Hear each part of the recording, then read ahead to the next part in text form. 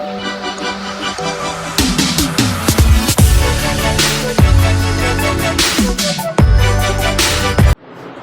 Students, कैसे हैं आप सब लोग। आज मैं लेके आया हूँ किरचॉफ का लॉ।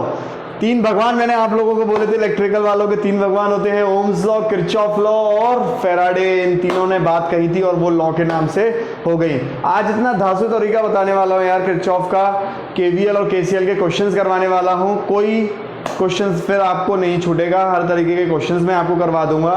पूरा लेक्चर देखिएगा, मज़ा आ जाने वाला है। और थैंक यू, आप इतना सपोर्ट करते हैं। शेयर और सब्सक्राइब में आप लोगों ने काफ़ी सपोर्ट किया है और मैं चाहूँगा आप लोग इसी तरीके से सपोर्ट करते रहें, ठीक है। तो तहे दिल से मैं धन्यवाद बोलना चाहूँगा। कुछ लोग मेरे को बार बार पूछ रहे हैं, मैसेज पे भी पूछ रहे हैं कि कंप्यूटर की क्लास कब से शुरू होगी, टेस्ट सीरीज कब से आएगी। तो बस कुछ दिनों का और वेट है। इसी वीक में, जुलाई के फर्स्ट वीक तक लास्ट में मैं ज़रूर लेके आ जाऊँगा। वैसे भी पेपर थोड़ा सा आगे जाएगा क्योंकि अभी कई शहरों में लॉकडाउन हो रखा है, मतलब दोबारा से लॉकडाउन हो गया है, तो पेपर कहीं ना कहीं थोड़ा सा आगे जाएगा। तो ये कहीं ना कहीं आप लोगों के लिए अच्छी बात है। बट अच्छी बात है का मतलब ये नहीं है कि आप लोग रिलैक्स होकर बैठ जाओ कि चलो आगे जाएगा तो आप बाद में पढ़ेंगे। ऐसा मत करना, यही गलती तुम कर लोगे। और तुम क्या गलती कर लोगे, जो गलती खरगोश ने करी थी, रुक गया था आराम से, बस यही गलती आप कर जाओगे, ठीक है। चलिए हम लोग शुरू करते हैं किरचॉफ का लॉ। और बात मैं कुछ ऐसी बता दूं, किरचॉफ ने दो बातें कही थी।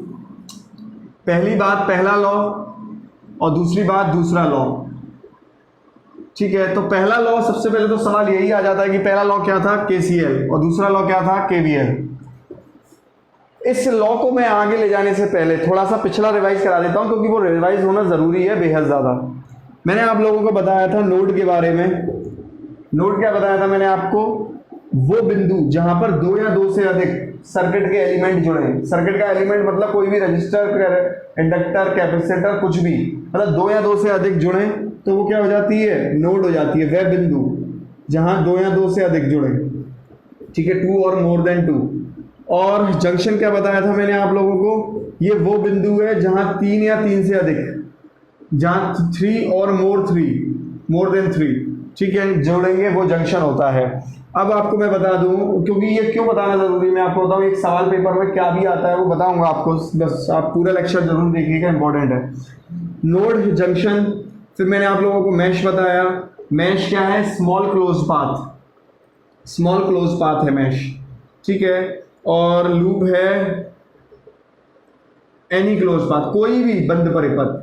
देखिए, कोई भी बंद परिपथ लूप है, और मैश क्या है, स्मॉल क्लोज पाथ, छोटा क्लोज पाथ। अब आपको मैं एक बात यहाँ पर बता देना चाहता हूँ कि कुछ बुकों में मैं नोड और जंक्शन को एक ही चीज बोल देते हैं, मतलब वो लोग जंक्शन ही लेके चलते हैं, तो वो ज्यादा टेंशन लेने वाली बात नहीं है, ठीक है। और मैश और लूप को भी कहीं कहीं पे एक ही बात बोल देते हैं, बट टेक्निकलिटी में यही करेक्ट है जो मैंने आपको बताया है, ठीक है। तो कहीं कहीं जहां एक बात बोल देते हैं तो वो पेपर में आपको कैसे पूछेगा, बस आप लेक्चर में बने रहिएगा। एक सवाल मैं आपको कराऊंगा, वहां से पता चल जाएगा आपको।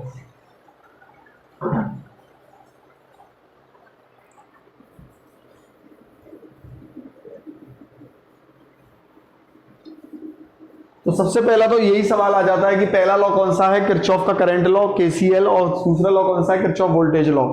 मैं अगर बात करूं केसीएल की, तो केसीएल क्या कहता है, algebraic sum at any node या जंक्शन इज 0। देखिए, आपको थोड़ा ये चीज समझनी पड़ेगी। एल्जेब्रिक सम का मतलब होता है बीजगणितीय योग। क्या होता है, बीजगणितीय योग। देखिए, दो तरीके के योग होते हैं, एक एल्जेब्रिक सम, एक अर्थमेटिक सम, ठीक है। तो एल्जेब्रिक सम को कहते हैं बीजगणितीय योग, और ये अर्थमेटिक सम को कहते हैं सिंपल योग। तो एल्जेब्रिक सम में क्या होता है, दिशा का बड़ा महत्व होता है, डायरेक्शन का बड़ा महत्व होता है। मतलब अगर हमने किसी चीज को, जाने वाली चीज को प्लस मान रखा है तो आने वाली चीज को नेगेटिव मानेंगे। तो इस तरीके से दिशा का बड़ा रहस्य होता है। मतलब आपकी मर्जी, आप कुछ भी मान लीजिए, जाने वाले को पॉजिटिव तो आने वाले को नेगेटिव, या फिर जाने वाले को नेगेटिव तो आने वाले को पॉजिटिव मानोगे। क्लियर है इतना पॉइंट। फिर मैं एक बात और कर देता हूं, क्या, बट देखिए तो केसीएल ने क्या कहा था कि किसी भी बिंदु पर, नोड पे, ठीक है, किसी भी नोड पर आने वाली धारा का मान और जाने वाली धारा का मान समान रहता है। मतलब कोई भी बिंदु है उसमें आने वाली धारा, मतलब मान लीजिए ये I1 आ रही है, यहाँ I2 जा रही है, इस बिंदु पे खड़े हो जाइए, मतलब ऐसे जो बिंदु पे खड़े हो गए आप लोग देख रहे हैं करके, ठीक है। तो ऐसे देखिए कि ये देखिए ये आती हुई दिखेगी इसको, और ये जाती हुई दिखेगी, ये जाती हुई दिखेगी, ये आती हुई दिखेगी, I4 मान लेते हैं इसको, ठीक है। तो इस तरीके से अगर हम बात करें केसीएल के अकॉर्डिंग, तो केसीएल क्या कहता है कि आने वाली धारा का मान, मतलब आने वाली धारा मतलब कौन कौन सी हुई इसके टर्म्स में, ये आ रही है I1 और I4 आ रही है, और क्या है, ये दो जा रही हैं, I2 प्लस I3 जा रही है। क्लियर है इतना पॉइंट? तो ये एक दूसरे तरीके से भी देखिए, ध्यान से समझिएगा। पहली बात तो क्या है, पहली बात तो ये कि जो टिकटॉक चलती है, ठीक है। देखिए algebraic sum at any node और junction is zero. Algebraic sum का क्या मतलब होता है कि अगर आप आने वाली धारा को पॉजिटिव मान रहे हैं, मान लीजिए आप देखिए यहाँ आप खड़े हुए हैं किसी बिंदु पर और आपको ये आता हुआ दिख रहा है, तो मान लीजिए पॉजिटिव मान रहे हैं, और ये आपको जाता हुआ दिख रहा है तो मान लीजिए नेगेटिव मान रहे हैं। तो देखिए ये आता हुआ दिख रहा है तो इसे पॉजिटिव मान रहे हैं तो प्लस I1, ये आता हुआ दिख रहा है तो पॉजिटिव मान रहे हैं प्लस I4, इसको आप क्या मान रहे हैं, देखिए एल्जेब्रिक सम, अब मैं सम कर रहा हूं हर किसी का, बट ये I2 क्या है, जाता हुआ है, तो मैं इसको क्या मानूंगा, माइनस I2। सम में कर रहा हूं पर माइनस I2 में मान रहा हूं क्योंकि इसका दिशा अलग है बाकियों से। फिर मैं इसे जोड़ रहा हूं, इसकी दिशा बाहर जा रही है, ये भी अलग है, तो ये जीरो हो गया। तो आप देखिए ये जो सेंटेंस है ये इसको दर्शा रहा है कि बीजगणितीय योग क्या होता है, शून्य होता है। तो जब बीजगणितीय योग शून्य होगा तो आप देखिए जब इस माइनस को उधर ले जाएंगे तो ये क्या होगा, I1 plus I4 is equal to I2 plus I3। तो ये देखिए आप खुद यही चीज निकल के आ गई। इसका मतलब यहां से दूसरी भी डेफिनेशन बन जाती है केसीएल की, I1 और I4 आ रही है, इसका मतलब ये क्या हुई, इनकमिंग करंट्स, मतलब आने वाली धारा, और ये क्या हुई आपकी आउटगोइंग करंट्स, ये हुई आपकी आउटगोइंग करंट, मतलब जाने वाली धारा। तो आने वाली धारा और जाने वाली धारा का मान बराबर होता है केसीएल में। क्लियर है इतना पॉइंट? दो तरीके से हम लोग दे देते हैं, एक तो एल्जेब्रिक सम कह देते हैं, बीजगणितीय योग शून्य है, तो बीजगणितीय योग इस तरीके से शून्य होता है, मतलब योग तो कर रहे हैं, मतलब we are adding it, but कैसे कर रहे हैं हम लोग, बीजगणितीय, मतलब जिसका डायरेक्शन नेगेटिव है उसे नेगेटिव ले रहे हैं, जिसका पॉजिटिव है उसका पॉजिटिव ले रहे हैं, और सबको जीरो के बराबर रख रहे हैं। तो जब हम इनको जीरो के बराबर रखते हैं और दोनों साइड में नेगेटिव वालों को उधर ले जाते हैं तो हमें पता चलता है कि आने वाली और धारा और जाने वाली धारा का मान क्या हो जाता है, बराबर हो जाता है। मतलब आने वाली और जाने वाली किसके रिस्पेक्ट में, इस नोड के रिस्पेक्ट में, मतलब इस नोड के संदर्भ में बात हो रही है यहाँ से, आने वाली और जाने वाली। तो इस चीज को आप लोगों को ध्यान से देखना पड़ेगा। अब यहाँ से बड़े ही आसान सवाल बनते हैं, बड़े ही आसान सवाल बनते हैं। सबसे पहला सवाल तो ये आता है कि केसीएल का जो नियम है वो किस नियम के आधार पे है।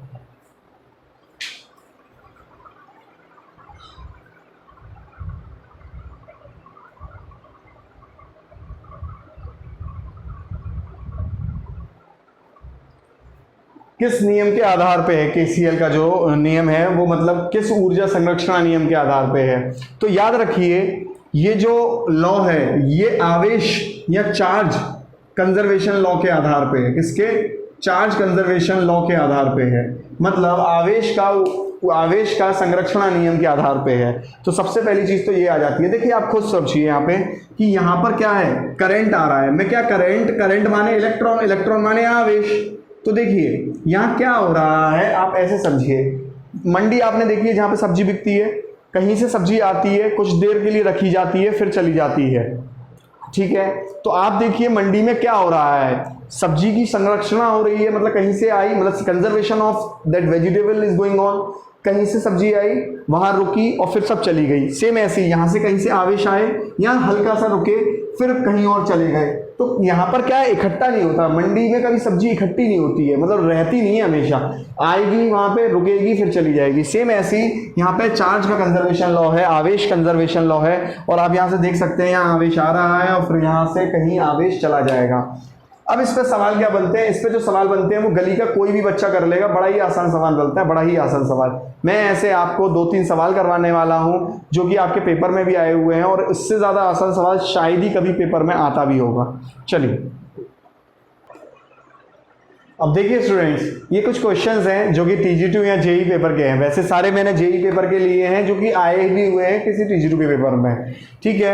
मतलब एक सवाल इनमें से ये वाला जो है ये TG2 पेपर में भी आया हुआ है जेई के साथ साथ। अब आप एक चीज़ समझिए, ये जो सवाल है बड़े ही आसान होते हैं इस वाले सेक्शन के, तो बहुत ज़्यादा आसान होते हैं। आप 1 मिनट लीजिए और सॉल्व कीजिए।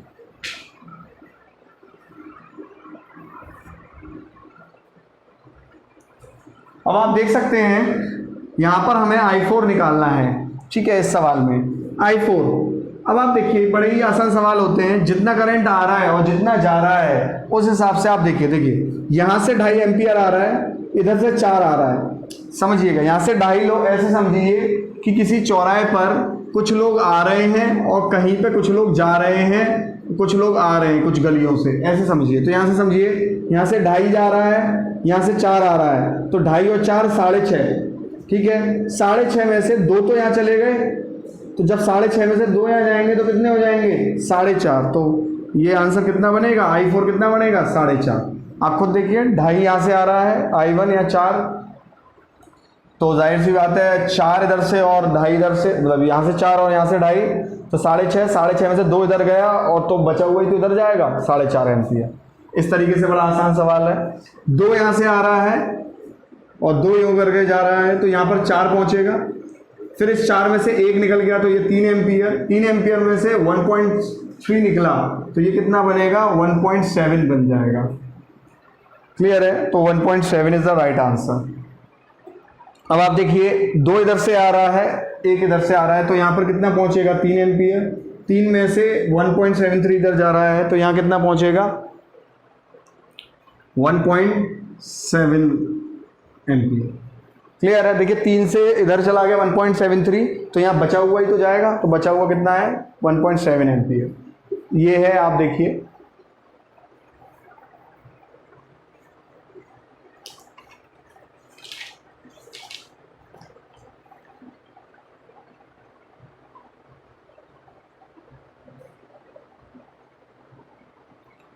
अब यहाँ पर मैं एक चेंज कर देता हूँ सवाल में थोड़ा सा, अगर टेढ़ा सवाल बनेगा तो कैसे बनेगा समझिएगा। मान लीजिए इस सवाल में आपको I4 यूँ दिया होता, मतलब ऐसे पूछा होता कि I4 बताइए, ठीक है, तब क्या आंसर होता। अब आप एक चीज़ समझिए,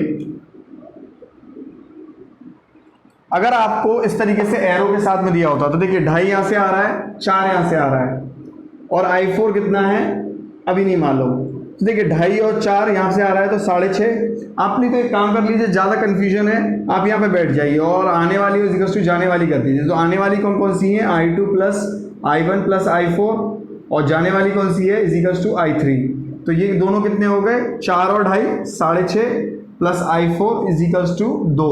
तो I4 कितना हुआ माइनस का, याद रखिए माइनस का 4.5 एम्पियर हुआ। तो यहाँ ये अंतर आ जाएगा और आप देखिए डायरेक्टली भी कर सकते हैं, ऐसा नहीं है। देखिए यहाँ से 2.5 आ रहा है, यहाँ से 4 आ रहा है तो 6.5 हुआ। अब से 6.5 जब यहाँ दोनों जगह से आ रहे हैं तो यहाँ 2 निकल गया, अब यहाँ 2 निकल गया, समझना जब यहाँ 2 निकल गया तो 4.5 बचा, 4.5 इधर जाएगा, पर जबकि इन्होंने साइन यहाँ उल्टा दे रखा है तो इस साइन के हिसाब से तो ये माइनस 4.5 एम्पियर हुआ ना, जो कि ये बता रहा है कहीं ना कहीं कि ये इधर ना जाके इधर से जाएगा, ठीक है। रेड वाला पेन मतलब रेड वाली दिशा में जाएगा, ब्लू में ना जाके, पर उन्होंने क्वेश्चन ब्लू के लिए पूछा है तो जब क्वेश्चन ब्लू के लिए हो जाएगा तो ये माइनस लग जाएगा। ये एक थोड़ा सा झोल और दाव पेच वो मार सकते हैं। क्लियर है इतना चीज़। कंजर्वेशन लॉ पे आवेश के कंजर्वेशन लॉ पे KCL डिपेंड करता है। ये होते हैं KCL के सवाल। अब बात करते हैं KVL की। अब देखिए स्टूडेंट्स, ये KVL है, KVL किरचॉफ वोल्टेज लॉ, जो कि सेकंड लॉ है। तो आपसे सबसे पहला सवाल तो यही पूछ लिया जाता है कि ये सेकंड लॉ कौन सा होता है। किरचॉफ का voltage law is the second law. अब देखिए किरचॉफ वोल्टेज लॉ को मैश लॉ और लूप लॉ भी कहते हैं, क्योंकि मैश और लूप कभी कभी किसी बुक में सेम भी दिया होता है, इसीलिए मैश लॉ या लूप लॉ भी कहते हैं। अब आप एक चीज देखिए, ये क्या कहता है KVL, खाली हाथ आए थे हम खाली हाथ जाएंगे, यही बात कहता है KVL। खाली हाथ आए थे हम खाली हाथ जाएंगे, मतलब बीजगणितीय योग algebraic sum of the voltage given, मतलब जो भी वोल्टेज दिया जाएगा और जो भी वोल्टेज ड्रॉप होगा, खपत होगा एक बंद परिपथ में, वो सब किसके बराबर होगा? 0 का। मतलब जितना वोल्टेज दिया जाएगा किसी बंद परिपथ में उतना ही वोल्टेज खपत होगा, उतना ही वोल्टेज ड्रॉप होगा, उतना ही वोल्टेज गिर जाएगा और सब क्या हो जाएगा? 0। मतलब आप जो यहाँ पर आए थे लेके, जो बना रहे हैं वो सब यहीं पे आप छोड़ के जाएंगे, कुछ लेके नहीं जाएंगे। यही बात कहता था, खाली हाथ आए थे हम खाली हाथ जाएंगे, किरचॉफ ये बात पहले ही बोल चुका था। और बताओ पिक्चर में तो अभी बोली है, ये तो बहुत पहले बोल चुका था कि खाली हाथ आए थे हम खाली हाथ जाएंगे। तो ये देखिए इसके 3 रूल हैं, 3 रूल जिंदगी के, ये बदल देंगे आपका केवीएल सीखने का तरीका। ठीक है, आपने क्या करना है, पहले मैं आपको कल का थोड़ा सा रिवाइज कर देता हूं। देखिए ये मैंने आपको बताया था कि कोई भी पैसिव तत्व है, कोई भी पैसिव तत्व है, मतलब जैसे रजिस्टर हो गया, जो भी ऊर्जा खपत करते हैं, जब इसमें करंट आता है कहीं से भी, तो आप जब करंट आता है तो वो एकदम ऊर्जा पूर्वक होता है, करंट आ रहा है बिल्कुल एनर्जी के साथ में होता है। बट जैसे ही इस रजिस्टर से होके जाता है तो नेगेटिव, मतलब वो कुछ ना कुछ नुकसान ही करा के जाएगा। और ये बात हमेशा तय है, रजिस्टर माने टकराव, टकराव माने ब्रेकर, ब्रेकर माने ब्रेकर से हमेशा क्या कभी स्पीड बढ़ के निकलेगी ब्रेकर से आपकी गाड़ी की? कभी नहीं। हमेशा ब्रेकर से पहले जब भी गाड़ी आएगी तो वो स्पीड कहीं ना कहीं ज़्यादा होगी और ब्रेकर के बाद उससे कहीं ना कहीं लॉस ही होके निकलेगी, ये बात तय है।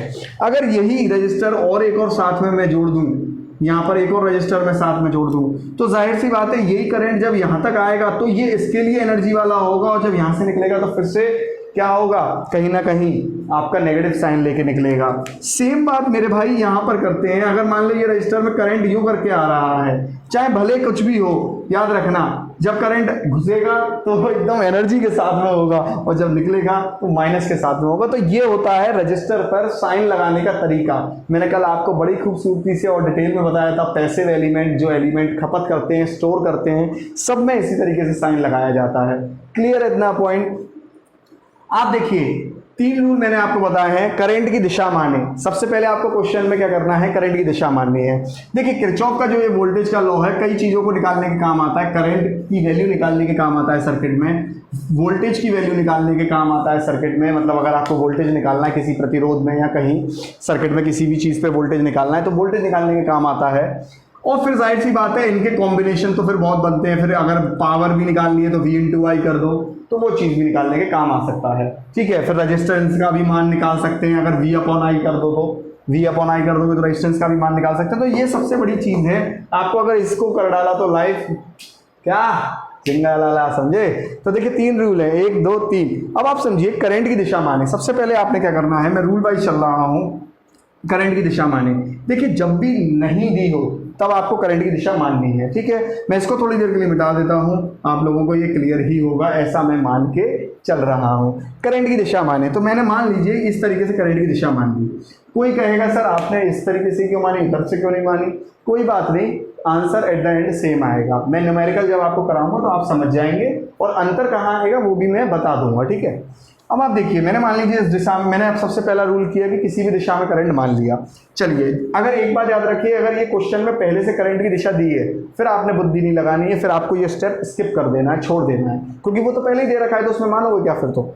ठीक है, दूसरा क्या है, put sign across resistor, resistor पर साइन लगाएं। मैंने आपको बोला जिस भी करंट की दिशा को आप मानेंगे तो रजिस्टर पर जाहिर सी बात है साइन लगाएंगे। अब देखिए यहाँ से करंट जा रहा है तो यहाँ प्लस में होगा, यहाँ माइनस में निकल के जाएगा, क्योंकि करंट कहीं ना कहीं यूं करके जा रहा है।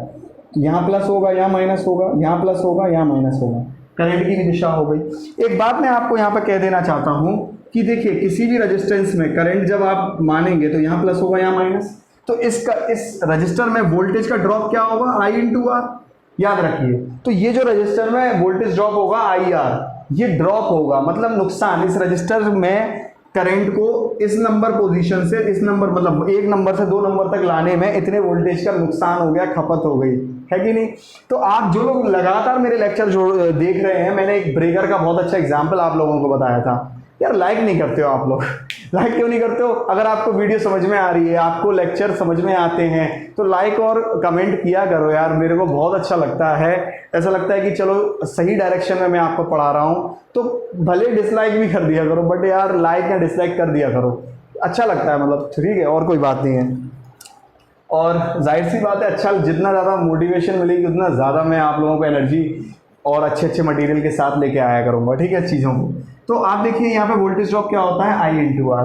तो इस बात का ध्यान रखना कि किसी भी रजिस्टर में वोल्टेज करंट और रेजिस्टेंस का मल्टीप्लिकेशन होता है, खाली करंट नहीं होता, खाली आर नहीं होता, याद रखिएगा, ठीक है ये बात। चलिए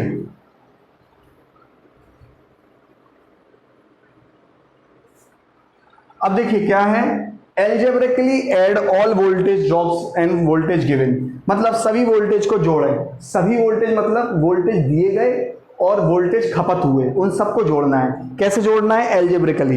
एल्जेब्रिकली माने बीजगणितीय योग। बीजगणितीय योग माने कि अगर आप वोल्टेज गिवन को प्लस, मतलब अगर आप वोल्टेज गिवन को कुछ मान रहे हैं तो वोल्टेज ड्रॉप को उसका उल्टा मानेंगे। क्या कहना चाह रहा हूं मैं बता रहा हूं, ठीक है। तो एल्जेब्रिकली आपने ऐड करना है सभी वोल्टेज को, वोल्टेज ड्रॉप और वोल्टेज गिवन। एक बात मैं यहां पे कह देना चाहता हूं, करंट के मतलब आई के निकलते हुए चिन्ह के साथ, निकलते हुए चिन्ह के साथ या साइन के साथ ऐड करें। मैं ये क्या कह गया इस बात को थोड़ा सा बता देता हूं, समझिए। मैं शुरू करता हूं यहां से, ठीक है। अब आप देखिए बड़े ध्यान से, मैंने करंट का डायरेक्शन ये माना था, ठीक है, इस तरीके से माना था। मैं थोड़ा सा अब अच्छे से मान लेता हूँ, यूं करके ही तो माना था, यूं करके मतलब क्लॉकवाइज ही तो माना था। अब देखिए ये जो करंट है ये यहाँ पर किस चिन्ह से निकल रहा है, वोल्टेज के प्लस से निकल रहा है, तो जिससे भी निकलेगा वो मानना है। तो प्लस V1, अब यहाँ पर किससे निकल रहा है, माइनस से निकलेगा। देखो जब ये यूं करके जाएगा तो निकलता हुआ तो माइनस से ही जाएगा, एंटर करेगा प्लस से, वो घुसेगा प्लस में पर निकलेगा तो माइनस से, तो माइनस लगाएंगे आप यहाँ पे माइनस। पर आपको क्या करना है, सभी वोल्टेज को जोड़ना है। तो यहां पर रेजिस्टेंस पे वोल्टेज क्या बनेगा, रेजिस्टेंस पे वोल्टेज क्या बनेगा, I इंटू R1, ये पूरा का पूरा वोल्टेज बनेगा, ठीक है। अब देखिए ये करंट यहां से होके निकलेगा, ये वही करंट यूं ही तो चल रहा है, तो यहां से माइनस से होके निकलेगा, तो माइनस V2। अब देखिए यहाँ पे फिर से माइनस से निकलेगा करंट, तो माइनस, देखिए करंट यूं करके माना है ना हम लोगों ने, यूं करके चल रहा है करंट, तो निकलता हुआ माइनस से जाएगा, minus I into R2, minus I into R2। अब देखिए ये यहाँ पर किससे जाएगा, देखिए प्लस से निकलेगा, तो प्लस V3, फिर से यहाँ पर माइनस आ गया, तो देखिए इस तरीके से ये माइनस से निकलेगा, तो माइनस IR3। मैं बार बार बोल रहा हूँ, कुछ स्टूडेंट पता है इसमें क्या गलती करने वाले हैं, वो ये जो वोल्टेज ड्रॉप है, ये जो वोल्टेज ड्रॉप है, वो क्या करेंगे, या तो I छोड़ देंगे या R1 छोड़ देंगे। भाई ये दोनों का प्रोडक्ट लेना है, याद रखिएगा, इन दोनों का प्रोडक्ट लेना है। तो I इंटू R का प्रोडक्ट वोल्टेज होता है, याद रखिए, I इंटू R का प्रोडक्ट वोल्टेज होता है। तो जब इसको आप जब जोड़ेंगे तब जाके ये जीरो के योग के बराबर आपने करना है, एल्जेब्रिकली ऐड। तो आपने क्या करना है, तो ये सब किसके बराबर होता है, जीरो के बराबर होता है। तो क्या हो गया यहाँ पे, V1 minus V2 plus V3 equals to क्या हो गया, IR1 plus IR2 plus IR3। इस तरीके से आपकी इक्वेशन तैयार हो गई। अब यहाँ से करंट की वैल्यू भी आ सकती है, मैं आपको इसका न्यूमेरिकल करा देता हूँ, वो ज़्यादा आपको समझ में आएगा। क्लियर है, मैं इसका एक न्यूमेरिकल करा देता हूँ, अदरवाइज ये ऐसे समझ में आपको आएगा नहीं, ठीक है, खास समझ में नहीं आएगा। मैं इसका न्यूमेरिकल करा देता हूँ, मेथड मैंने आपको बता दिया है, ठीक है। मैं ये एक क्वेश्चन ले रहा हूँ और दोनों दिशा में करंट मान के चलूंगा, एक बार क्लॉकवाइज एक बार एंटी क्लॉकवाइज, और अंतर बता दूंगा आपको। देखिए सबसे पहला रूल क्या है, करंट की दिशा माने। मान लीजिए हमने यूँ करके मान ली करंट की दिशा, ठीक है, मान लीजिए यूँ करके करंट की दिशा मान ली। दूसरा क्या है, साइन लगाइए रजिस्टर में। अब देखिए साइन, जब भी करंट एंटर करेगा प्लस से, निकलेगा तो माइनस से। फिर देखिए यहाँ से यूँ करके हमने करंट माना है तो घुसेगा प्लस में, तो निकलेगा हमेशा माइनस से, ये तो तय है। अब आपने क्या करना है, सभी को जोड़ देना है करंट के निकलते हुए चिन्ह के साथ। आप क्या करते हैं, करंट के निकलते हुए चिन्ह के साथ जोड़ दें। तो देखिए यहाँ से करंट कहाँ से निकल रहा है, प्लस से निकल रहा है, तो प्लस 30, ठीक है। अब देखिए ये प्लस 30, अब यहाँ से कहाँ से निकल रहा है, माइनस से निकलेगा, निकलता हुआ चिन्ह ले ले, माइनस से निकलता है। तो अब देखिए यहाँ पर वोल्टेज ड्रॉप क्या होगा, 3 इंटू I, भाई I इंटू R होता है ना वोल्टेज ड्रॉप, तो यहाँ क्या होगा 3 इंटू I, पर कैसा, माइनस का, क्योंकि निकल किससे रहा है, माइनस से। यहाँ पर कैसे होगा, माइनस का 2I, ये क्यों है ऐसा भाई? ये इसीलिए ऐसा है, ये I इंटू आर हो रहा है। अगर आप देखें तो I इंटू आर हो रहा है। वोल्टेज ड्रॉप भाई, वोल्टेज का जोड़ वोल्टेज से ही होगा, याद रखिएगा। गधे को गधे से जोड़ा जाए तभी गधे का रिजल्ट आएगा। 5 गधे प्लस 5 गधे 10 गधे हो गए कि नहीं हो गए हैं? तो ऐसे ही वोल्टेज को वोल्टेज से जोड़ना है। गलती मत कर देना कि करंट लगाना भूल जाओ या रेजिस्टेंस लगाना भूल जाओ। तो I इंटू आर करना है और बराबर किसके? अलजेब्रिक सम बीजगणितीय योग 0 के। अब आप देख लीजिए क्या हो जाएगा ये 30 इजिकल्स टू 5I। तो I की वैल्यू कितनी हो गई यहाँ पे? I की वैल्यू कितनी हो गई यहाँ पे? 6 एम्पियर। अब आप देखिए इसी क्वेश्चन को मैं विपरीत डायरेक्शन में करके दिखा देता हूं आप लोगों को। देखो रूल फॉलो करना है तो कभी गलत नहीं होगा, ठीक है। अब आप एक काम कर लीजिए, ऐसे मान लीजिए करंट की डायरेक्शन। अब देखिए जब ऐसे मानेंगे तो प्लस यहाँ पर आएगा, माइनस यहाँ पे आएगा, क्योंकि करंट घुसेगा प्लस से निकलेगा माइनस से, करंट घुसेगा प्लस से निकलेगा माइनस से। अब आप देखिए आपने क्या करना है, साइन भी लगा लिए, करंट की दिशा भी मान ली। मैंने अब इसके उल्टी दिशा मान ली है, आप लोग कह रहे थे ना उल्टी दिशा की दिमाग में डालने की। अब क्या है, बीजगणितीय योग को जोड़ दो। अब देखिए जोड़ेंगे कैसे? अब देखिए यहाँ पर करंट निकल कहाँ से रहा है? -30 से। भाई -30 से निकल रहा है कि नहीं निकल रहा है? ये तो वोल्टेज है तो ये खाली -30 आएगा। अब देखिए यहाँ से कहाँ से, अब देखिए करंट योग करके जाएगा तो निकलता हुआ चिन्ह क्या है? माइनस ही लेंगे। 2 इंटू आई, यहाँ पर कहाँ से निकल रहा है? देखिए यहाँ घुसेगा तो प्लस से निकलेगा माइनस से, तो -3 इंटू आई। मैं फिर से बोल रहा हूँ 2 इंटू आई 3 इंटू आई क्यों कर रहे हैं? क्योंकि हमें वोल्टेज बनाना है इसको। अगर खाली 2 ले लेंगे, खाली आई ले लेंगे तो ये करंट रह जाएगा खाली, या फिर खाली रजिस्टर रह जाएगा और इसको बराबर रख देंगे 0 के। तो -30 किसके बराबर हुआ? +5 आई के, उधर चला जाएगा। तो आई क्या हुआ? -6 एम्पियर। अब देखिए जब भी आप चिन्ह अलग अलग लोगे, याद रखिएगा ये चीज़, जब भी आप वो चिन्ह कह रहा हूँ सॉरी, जब भी आप साइन ये डायरेक्शन अलग अलग लोगे, देखो यहाँ क्लॉकवाइज लिया है, यहाँ एंटी क्लॉकवाइज लिया है, तो माइनस का फर्क आता है, याद रखिएगा। मान में कभी भी फर्क नहीं आता। और इस माइनस का मतलब भी क्या है वो भी सुन लो और समझ लो। इस माइनस का मतलब ये है कि जो आपने यहाँ पे थ्योरेटिकली मतलब क्वेश्चन में जो दिशा मानी है, जब आप वास्तविक तौर पे ऐसा सर्किट बनाओगे तो उसकी दिशा ये नहीं होगी, इसके विपरीत ही होगी। माइनस का ये मतलब होता है, मतलब जो भी इस सर्किट को जो ये यहाँ पे क्वेश्चन में बना हुआ है, इसको अगर आप एक्चुअल में बनाओगे, रियलिटी में बनाओगे, वास्तविकता में बनाओगे, तो इसका करंट ऐसे नहीं बहेगा, ऐसे बहेगा, मतलब इसके विपरीत बहेगा जो आपने माना है। ये इसलिए माइनस आता है यहाँ पे, और यहाँ पे प्लस है। इसका मतलब जो आपने साइन माना है, मतलब करंट चलाने का साइन मतलब दिशा जो मानी है वो सही मानी है आपने। ये आपको ये एक चीज़ जाननी है। मैं एक बात और यहाँ पे कह दे रहा हूँ आपको, यहाँ आप गलती पेपर में कहाँ होगी? अगर मान लीजिए पेपर में उसने ये क्वेश्चन लिख के दे दिया और कहा कि करंट की दिशा फाइंड करो, और उसने चिन्ह और उसने साइन पहले से ये वाला बना के दे रखा है, ये वाला, ये जो साइन है ये बना के दे रखा है, तो गलती से भी तुम ये साइन मत मान लेना, नहीं तो आंसर +6 आएगा और ऑप्शन में +6 होगा, पर वो एक्चुअल में गलत हो जाएगा। क्यों? क्योंकि जब उसने दिया ही इस तरीके से तो आपको इसी तरीके से मानना है और उसका राइट आंसर -6 ही होगा। ठीक है, चिन्ह नहीं दे तो ही आपने चीज़ों को बिना कहे बिना बुद्धि लगाए आगे ले जानी है। मैं 2-3 क्वेश्चन और कराऊंगा जो कि आपको बहुत इंपॉर्टेंट रहेंगे। क्लियर है? अब देखिए ये दो यहाँ पर कितने मैश बनने हैं। मैश क्या होते थे? स्मॉल क्लोज पाथ, कोई भी छोटा बंद परिपथ। अब मैं आपको एक बात बता दूं, TG2 के पेपर में ये क्वेश्चंस नहीं आते हैं, बट फिर भी मैंने करा दिया है, इतने इंपॉर्टेंट है नहीं है। क्यों करा दिया है?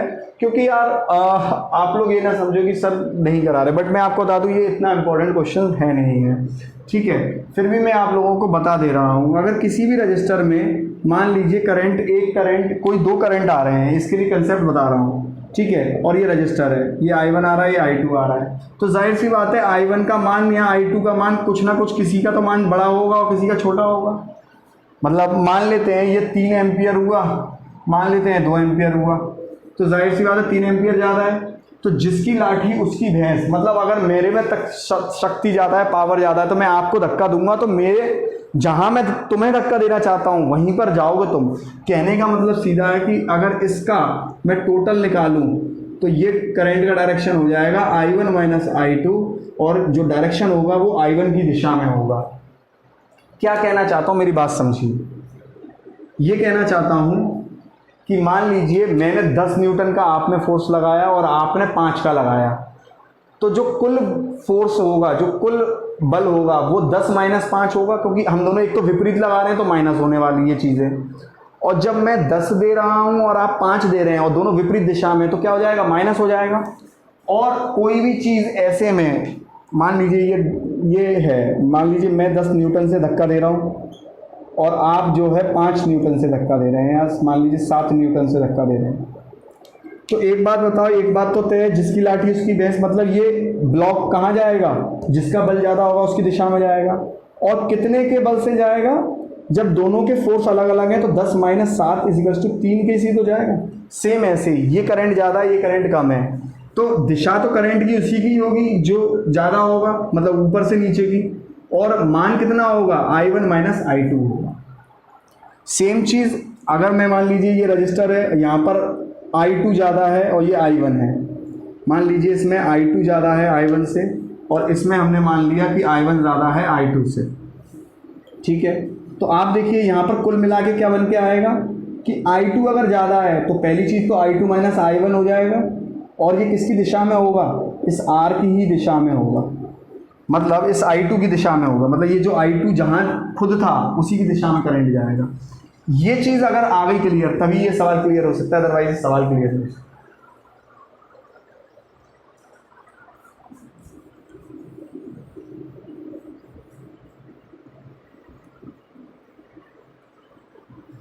ये आपको खास आता नहीं है। वैसे तो देखिए ये 2 तरीके से हो सकता है, मैं अभी तो इसे KVL से कर रहा हूँ, ये नोडल एनालिसिस से भी होता है, बट वो आपको आते नहीं है पेपर में, इतना याद रखिए। इसके बाद जो मैं एक सवाल कराऊंगा वो आपको पेपर में आया हुआ था, ठीक है। तो देखिए यहाँ पर क्या करिए, एक बार आपको इसमें मानना पड़ता है, एक बार आपको इसमें मानना पड़ता है, मतलब 2 मैश में मानने पड़ते हैं। जैसे मैश लॉ क्यों कहते हैं, इसीलिए तो कहते हैं कि 2 मैश में करंट मान लीजिए। अब देखिए यहाँ आपने I1 माना, यहाँ आपने I2 माना, और जब यहाँ पर देखिए दोनों आ रहे हैं तो ये दोनों एक ही दिशा में आ रहे हैं, तो I1 + I2 हो जाएंगे। भाई जाहिर सी बात है, अगर एक रजिस्टर में यहाँ से I1 आ रहा है और यहीं से ही I2 आ रहा है, तो ये क्या हो जाएंगे, I1 + I2 हो जाएंगे। अब आप देखिए बड़ा ही सिंपल हिसाब है कि जब इसे हम सॉल्व करेंगे, तो देखिए इतने इतने हिस्से को सॉल्व करेंगे, तो इसे भूल जाइए, ठीक है, इसे भूल जाइएगा। जब इसमें लगाएंगे KVL इन मैश 1 में लगाएंगे तो क्या होगा, देखिए ये करंट कहाँ से निकल रहा है, यहाँ से निकल रहा है, तो +30 चिन्ह लगाइए, यहाँ प्लस यहाँ माइनस, ऊपर से नीचे जा रहा है करंट, यहाँ प्लस यहाँ माइनस, तो देखिए -3I1 जैसे हम करते थे।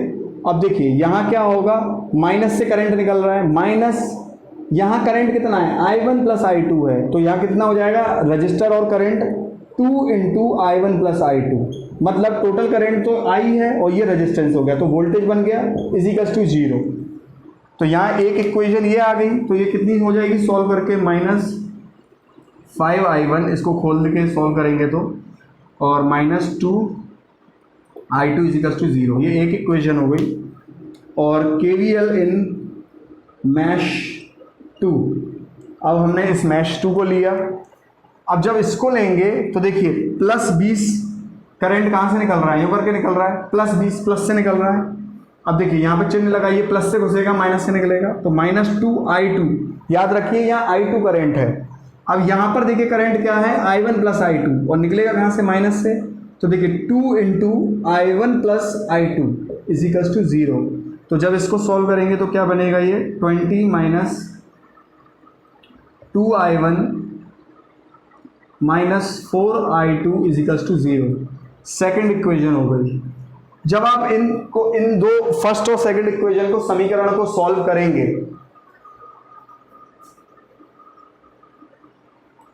इन समीकरण को सॉल्व करने के बाद जो भी आपकी I1 I2 की वैल्यू आएगी, इन दोनों समीकरण को सॉल्व करने के बाद जो भी I1 I2 की वैल्यू आएगी वही आपका आंसर हो जाएगा। इस तरीके से सॉल्व कर दूं इसको मैं, बताइए। अब देखिए स्टूडेंट्स, मैंने पिछला वाला सवाल का जवाब, करंट का जो आंसर है, I1 I2 की वैल्यू है, वो आप लोग मुझे कमेंट करके बताएंगे। आप लोग बताते नहीं है, इसीलिए मैंने जानबूझ के छोड़ा।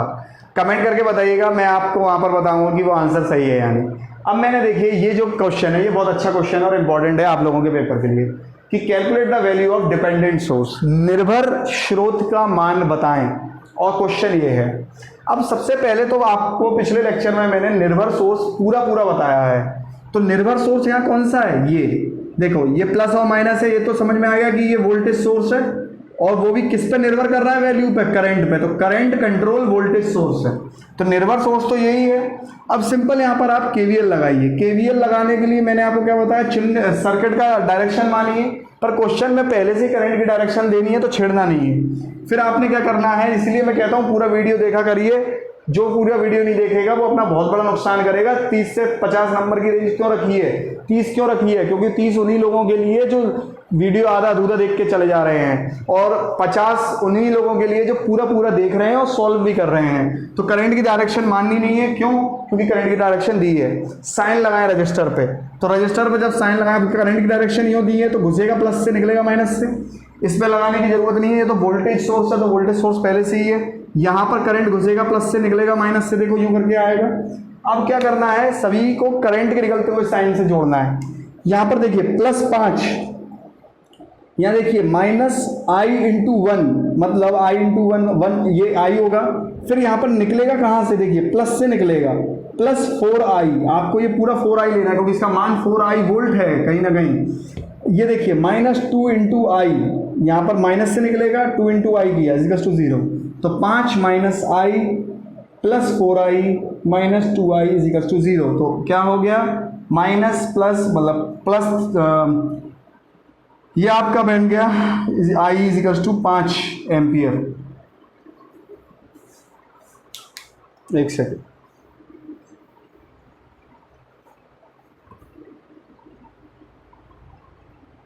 तो I = क्या बन गया, 5 एम्पियर। अब देखिए I 5 आया है तो डिपेंडेंट सोर्स की वैल्यू क्या हो गई, I 4 × 5 20 वोल्ट। इस तरीके से आपका आंसर आता है, इस तरीके से आपका आंसर आता है। क्लियर है इतना पॉइंट। ये आपके क्वेश्चंस जो पॉसिबल थे, आ सकते थे। देखिए जेई के लिए क्वेश्चन पेपर नहीं बना रहे हैं, ये TG2 का क्लास है। TG2 की क्लास में केवीएल के इतने ही आपको क्वेश्चन बनते हैं। केवीएल का क्वेश्चन आए ना आए, पर याद रखना केवीएल जिसको क्लियर नहीं हुआ फिर भाई उसका कोई भला नहीं हो सकता। आगे जितने भी लेक्चर्स हैं मुझे परेशान मत करना और ना खुद परेशान होना। केवीएल प्लीज़ अच्छे से सीख लीजिए, मैं प्लीज़ रिक्वेस्ट करता हूँ, केवीएल आप लोगों को सीखना है हर हाल में, क्योंकि चाहे डायरेक्ट क्वेश्चन आए ना आए, बट आपको ये कंसेप्ट जीवन के साथ भी और जीवन के बाद तक भी काम आने वाला है। याद रखिए, बिल्कुल सही कह रहा हूँ, जीवन के बाद भी काम आएगा। Thank you for share and subscribing. मिलते हैं अगले लेक्चर में। अगला लेक्चर का टॉपिक क्या होगा, बड़ा ही खूबसूरत टॉपिक होगा, या तो स्टार डेल्टा होगा या फिर हम लोग व्हीटस्टोन ब्रिज करेंगे। कुछ ना कुछ तो करने वाले हैं, ठीक है। चलिए तो मिलते हैं नेक्स्ट लेक्चर में। Thank you, tata bye bye. एक बात और बता देता हूं जो रह गई थी कि केवीएल जो है एनर्जी कंजर्वेशन लॉ पर डिपेंड है। किस पर डिपेंड है, ऊर्जा संरक्षण नियम पर, एनर्जी कंजर्वेशन लॉ पर निर्भर है, डिपेंडेंट है। जबकि वो आवेश संरक्षण नियम पर डिपेंडेंट था केसीएल, और ये किस पे, ऊर्जा संरक्षण नियम पर डिपेंडेंट था। ऊर्जा संरक्षण नियम, ऊर्जा संरक्षण नियम मतलब कि जितनी ऊर्जा सर्किट में दी जा रही है, ऊर्जा दी जा रही है माने वोल्टेज, और उतनी ही ऊर्जा खपत हो जा रही है रेजिस्टेंस द्वारा, ठीक है। वोल्टेज अपने आप में क्या है, W/Q, और W की यूनिट क्या होती है, जूल। जूल का मतलब होता है कार्य, तो कार्य का मतलब क्या होता है, ऊर्जा, है कि नहीं। जूल पर कूलम होती है कि नहीं होती है यूनिट, तो जूल का माने मतलब कार्य, कार्य माने ऊर्जा। ऊर्जा संरक्षण नियम पर आधारित है।